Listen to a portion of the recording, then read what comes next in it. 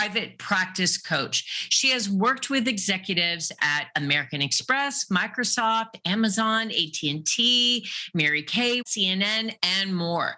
Recently, an official contributor to Black Enterprise, Michelle Smith is also the author of No Thanks, I'll Just Include Myself, a guide to rockstar leadership for women of color in the workplace, released worldwide in 2020. She's also the creator, the executive producer, and host of the Culture Soup podcast, which is heard in 38 countries and has been consistently at the top of the rankings on Apple Podcasts.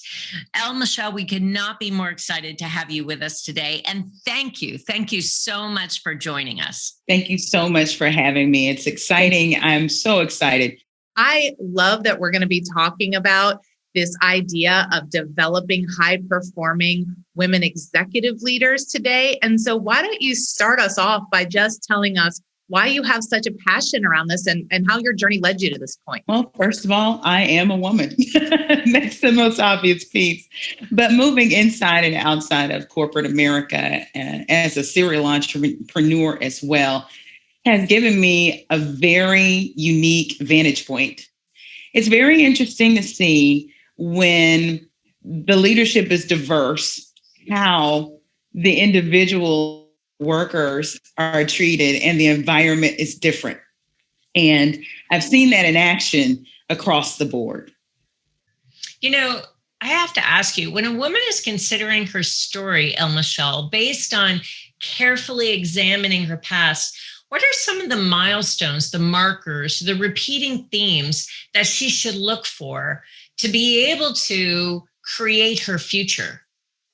You know what? This is some very hard work that you need to do. When we say look into your story, a lot of people just decide that, you know, they look at their bio or their resume and they say, this is my story. But no, we're talking about going all the way back to when you were a child. Sometimes beyond that, sometimes things that have happened when you were born or even before you're born have shaped who you are today.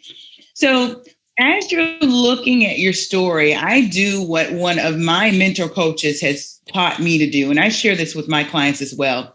You look at the most significant moments in your life, and that's professional as well as personal. And it's the good and the bad, because so often we look at those challenging times and say, oh my gosh, I feel fear, I feel sadness, I feel embarrassment, and we want to tamp those things down. But the issue is this: great leaders tell great stories. And so often that has to do with your authentic story. That makes you more attractive. It makes you more relatable. It makes you more authentic. And people in a world of fakery are looking for someone who's real.